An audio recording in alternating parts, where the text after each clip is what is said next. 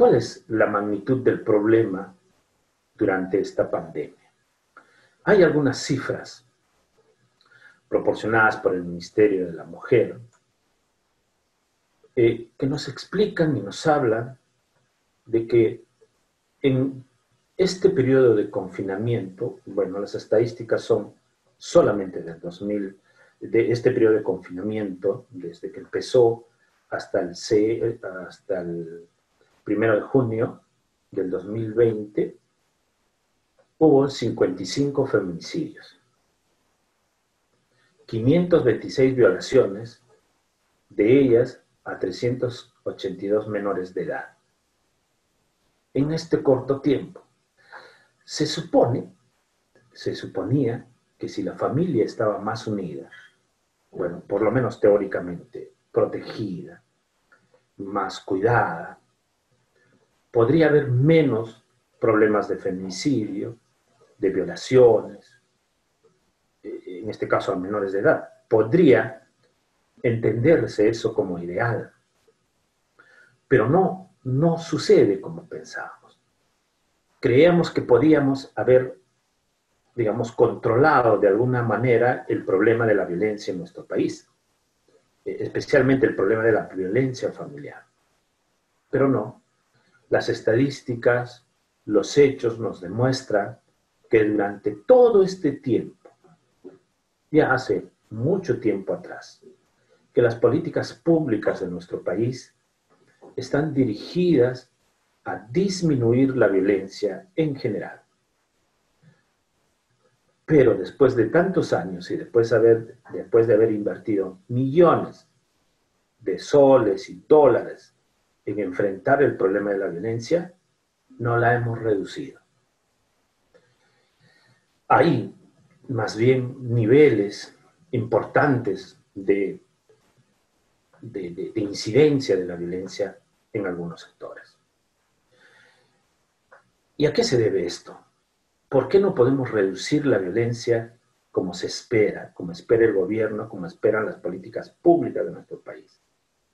A pesar de todo lo que hemos hecho durante buen tiempo de nuestra existencia. Y es que creo que las políticas públicas están mal diseñadas para ser implementadas, teniendo como eje que el problema de la violencia son las mujeres. Y ahí existe un conflicto, es por eso que no podemos resolver como deberíamos. Es cierto que la violencia la hemos hecho más visible, no tan reservado como era hace unos 10 años atrás, 20 años atrás, ¿no? Que no se denunciaban los hechos de violencia como ahora.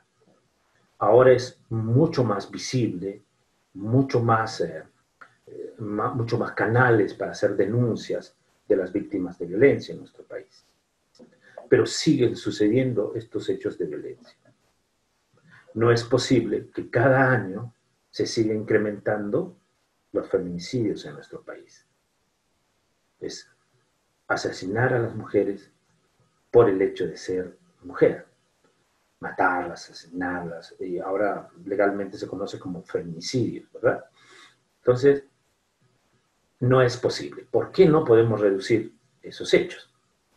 Esos son temas de investigación que deberíamos desarrollar en la universidad. Proponer investigaciones sobre hechos que ayuden a entender la problemática de nuestro país. En 40 días de la pandemia, solamente en 40 días del confinamiento, que no podíamos salir en esos primeros 40 días, nadie, solo a comprar al mercado, hubo 2.600 casos de, digamos, de denuncias de violencia a través de la línea 100. Solo aquellos que se atrevieron a llamar para denunciar hechos de violencia en el hogar. Y esto es demasiado, es mucho, que solo suceden 40 días hechos de violencia. Y esas son las que se denuncian. Pero existe un tema mucho más profundo de personas que no denuncian hechos de violencia familiar. Esto es complejo porque esto nos permite entender que debemos enfrentar el hecho de la violencia desde otra perspectiva. Creo que es la perspectiva dirigida a los varones, porque los varones son el centro de la violencia en nuestro país y en el mundo. Hay algunos autores que manifiestan que es esta relación que existe entre el varón y la mujer el que genera violencia. Y hemos sostenido toda esa teoría durante mucho tiempo hasta la actualidad. Y aún así no hemos reducido el tema de la violencia. Creo que el enfoque está, digamos, no mal aplicado, pero tiene una dirección distinta a la que debería para poder enfrentar el problema de la violencia.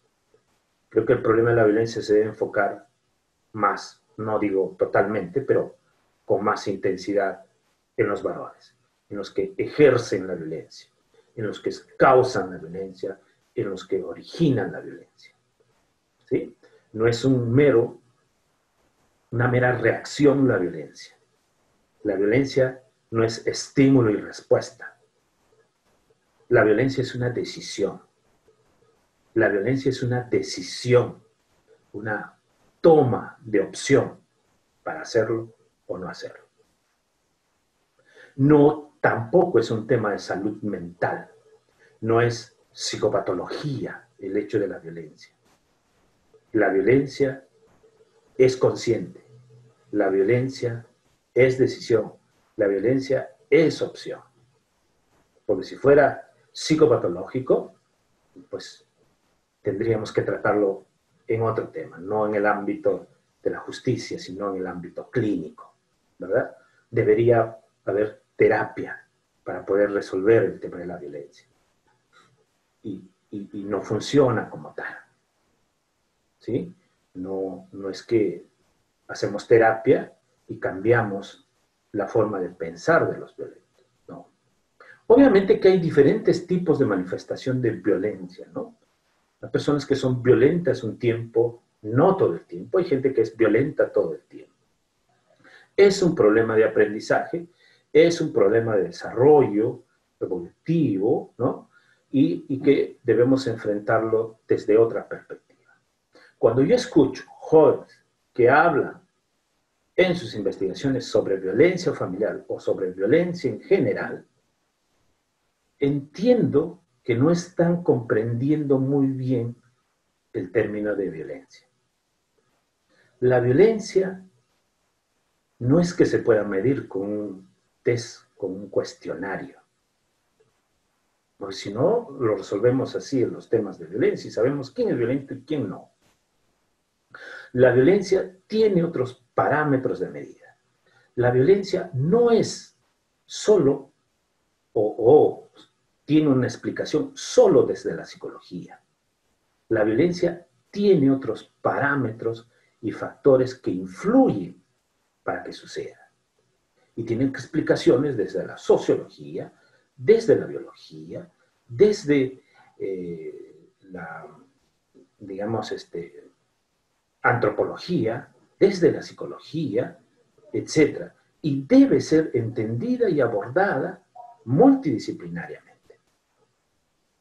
Porque si comenzamos a explicar la violencia solo desde el punto de vista psicológico, estamos entendiendo y explicando una parte, importante por supuesto, pero una parte de todo lo que sucede en el ámbito de la violencia. Las personas se vuelven violentas por un efecto económico, por un efecto de celos, por un efecto de conflicto, de maltrato, por un deseo de venganza, etcétera, por un tema de pasión, se vuelve violenta. Entonces uno debe entender esos hechos desde una perspectiva mucho más amplia que la psicológica. Entonces, después de haber explicado esto, ¿qué es lo que podemos hacer? Ya estamos, digamos, bastante claros y existe mucha publicación, mucha información sobre estadísticas, sobre lo que es la violencia, sobre cómo plantea la Organización Mundial de la Salud, la APA, los observatorios nacionales, internacionales, sobre la violencia familiar. Nos hemos pasado 20, 30 años diagnosticando el problema de la violencia en general en nuestro país y en el mundo. Pero no hay políticas y programas e investigaciones para poder desarrollar. ¿Y qué hacemos con esto? ¿Cómo enfrentamos? ¿Cómo lo realizamos programas para poder enfrentar el tema de la violencia? Porque la violencia existe y está ahí. Y seguirá, según los autores, más adelante. Entonces, porque esto es breve, podríamos preguntarnos qué es lo que podemos hacer para evitar en este tema de confinamiento que las personas sigan siendo violentadas, que los niños, las mujeres y, ¿por qué no, algunos varones sigan siendo violentadas, maltratadas, asesinadas, golpeadas, etcétera, etcétera, ¿no? Esto es muy, muy importante hacerlo. Hasta parece obvio todo lo que podemos hacer, pero nos cuesta organizarnos, nos cuesta plantear, tomar una decisión, porque enfrentar el problema de la violencia no es un tema solo de uno, del que sufre violencia. Es un tema en el que participan también aquellos que están alrededor o anexos en el tema de la violencia. No cambiaremos el tema de la violencia si no existe participación de los que están alrededor. Así como en el tema de la violencia sexual, para que exista una dinámica de violencia familiar, violencia en general, existen casi 3 entes importantes en esa dinámica.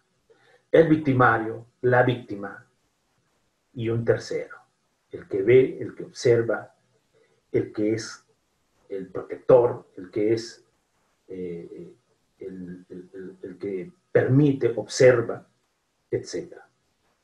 Si esa dinámica se rompiera, no existiría violencia, ¿no? Si esa dinámica se impidiera que sucedieran los hechos conflictivos de inicio de la violencia, no hubiera tantos problemas, no hubiera tantos feminicidios. Pero nos cuesta entender eso, nos cuesta comprender cómo sucede esta dinámica. Pero bueno, ya esas explicaciones están muy latentes en nuestra vida académica. Pero ¿qué podemos hacer? Y de ahí surge este planteamiento que no es solo mío, esto es a nivel mundial, que sucedió en Europa, luego en América Central, y luego en nuestro país, para poder, digamos, paliar de alguna manera estos temas de violencia. Los temas de violencia de género en general, ¿no? En esta situación de confinamiento, que algunos seguimos todavía en este proceso. Se dice que cada 2 segundos, esto es increíble, en el mundo, una mujer, un menor de edad, es agredido en el ámbito de la familia de manera violenta. Cada 2 segundos. ¿Cuántos niños, mujeres habrán o serán o estarán siendo agredidas mientras estamos conversando? Es un tema que tenemos que parar, es un tema que tenemos que decir, ¿y cómo hacemos para detener, por lo menos en este tema de pandemia? ¿Verdad? Llamamos a la policía. Ustedes saben que la policía no podrá abarcar toda la población. Hace todos sus mejores esfuerzos. He visto cómo muchos policías hacen todo lo necesario por asistir, ir, pero esto es un trabajo que no solo depende de ellos, sino también de nosotros. Muy bien, veamos en qué consiste este plan de seguridad individualizado para víctimas de violencia de género en situación de confinamiento.